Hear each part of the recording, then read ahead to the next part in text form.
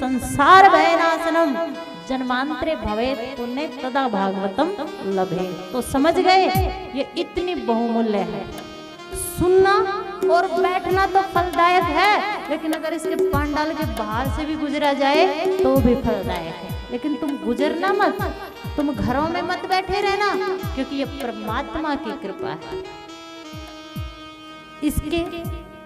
इस सत्संग में एक एक पग आना, परमात्मा की तरफ आना है, इसकी सेवा करना, इसकी पूजा अर्चना करना परम फलदायक है। ये क्या करेगी, ये भागवत क्या करेगी, ये आपके जीवन में आनंद भर देगी, ये आपको सब कुछ दे देगी। लेकिन आज पहला दिन है, अगर आपने इसी भाव के साथ, इसी व्यवस्था के साथ खुद भी आए, औरों को भी लेके आए, और उठते बैठते सोते जागते बस कथा ही आपके मन में हो, और साथ में क्या बोलते रहना है, जोर से बोलना है, हाथ उठाकर बोलना है, बस ये काम करना है। जो करना है वो बताया जाएगा, हम बता सकते हैं लेकिन करवा नहीं सकते। अगर इस कान से सुनोगे, इससे निकाल दोगे तो जैसे आए थे, लेकिन भागवत में जो बोला जाए वो करना है।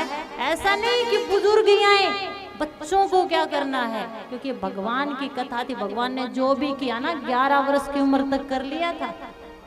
बच्चों को क्या करना, बुजुर्गों को क्या करना, जवानों को क्या करना, माताओं को क्या करना है, ये सब आपको भागवत में बताया जाएगा। लेकिन उसके लिए आपसे प्रार्थना, आप जितना शांति का वरदान दोगे, मैं उतनी शांति से आपके जीवन में शांति लाने का प्रयत्न करूंगी।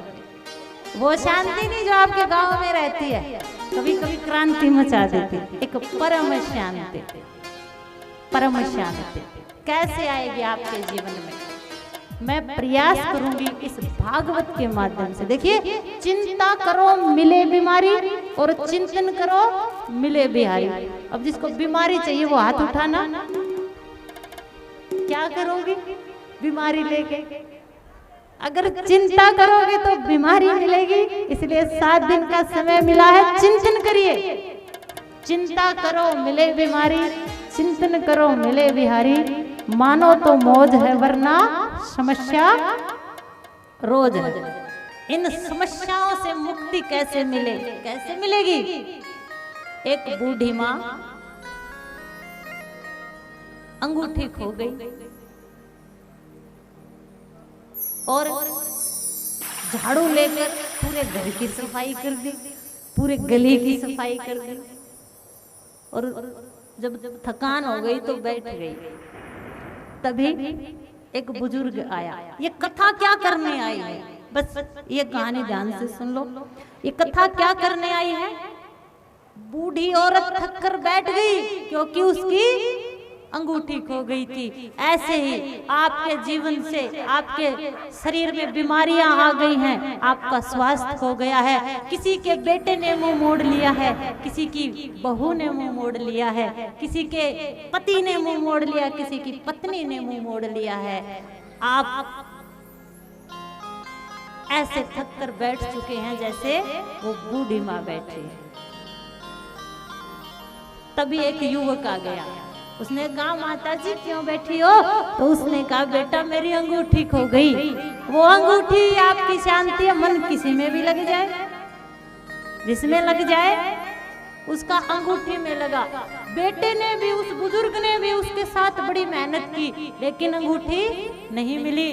तो वो जब थक कर दोनों बैठे तो कहता है माता जी ये तो बता दे तेरी अंगूठी खोई कहाँ थी, कुछ तो याद होगा, कुछ तो ध्यान होगा।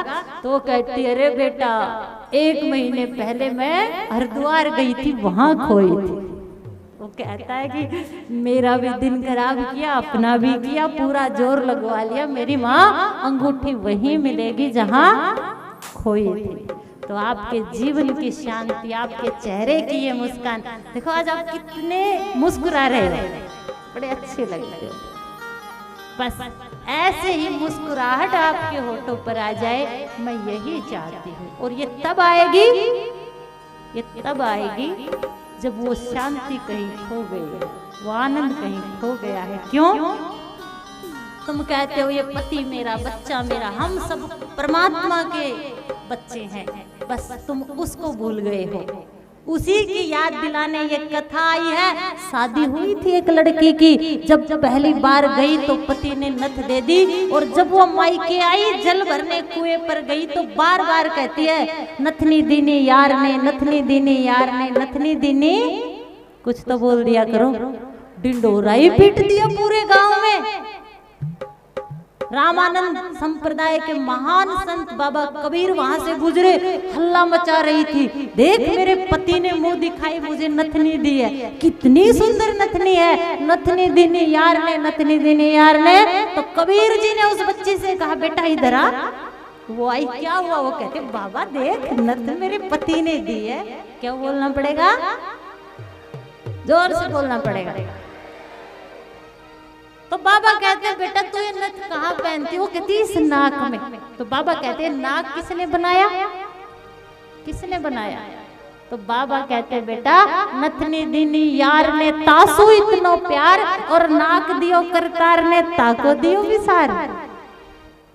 जिस परमात्मा ने ये नाक दिया है, अगर वो ना बनाता तो तू ये नथ कहाँ डालती? पति को तो बार बार याद करती है, लेकिन अगर ये नाक ना होता तो नथनी का करती क्या? इसीलिए मैं आपसे यही कहना चाहती हूँ कि हम उनको भूल गए, और आज पाश्चात्य सभ्यता के अनुसार हम वो कर रहे हैं जो हमें नहीं करना चाहिए। इसीलिए ये तूफान, ये आंधियां आपके जीवन में मची हुई है। मेरे पास मेरा कुछ नहीं सिवाय मेरे गुरु की कृपा के, और उस पर मुझे भरोसा है। आप ऐसे ही बस 7 दिनों तक इस कथा को सुनिए, आपके जीवन में भी सप्तम दिवस एक आनंद आएगा। आप यहाँ बैठकर कहोगे हाँ परमात्मा से मिले हैं हम। अगर ना मिलो और ना कहो तो मुझे बांध लेना, जाने मत देना, बोलना पड़ेगा। लेकिन उसके लिए आपको जिस बच्चे से आप प्रेम करती हो, अगर वो थोड़ी देर के लिए बाहर चला जाए तो पूरे घर को आंसू सिर पे उठा लेती है। बस वैसा ही प्यार, वैसा ही प्रेम आपको इस कथा से करना, मेरे लिए नहीं, अपने लिए, क्योंकि मेरे ऊपर गुरु की कृपा हो चुकी है। मेरे गुरु जी ने बड़ी कृपा की है मेरे ऊपर। तो ये भागवत जैसे बूढ़ी माँ की शांति खो गई थी, आपके जीवन की शांति को लौटाने आई है। पैसा, व्यापार, कारोबार, शादी, विवाह, ये तो छोटी मोटी बातें हैं। ये तो आप वैसे भी अगर इसके दर्शन करके चले जाओगे, आरती करोगे, वैसे भी इस पंडाल की सेवा करोगे तो भी मिल जाएगा। क्यों? सत्संग से बड़ी इस दुनिया में सत्संग ही ऐसा सागर है जिसमें तैरकर नहीं, आप डूबकर पार हो सकते हो। तो ये भागवत कथा कहते हैं ना गांव में या किसी को भी कि भक्ति कर लो, भक्ति से ही परमात्मा मिल जाएंगे। तो बस ऐसे संतों की सत्संग की कृपा आप पर हो गई है, लेकिन करना क्या है? इस सत्संग को हृदय में उतारना है। कहाँ उतारना है? हृदय में।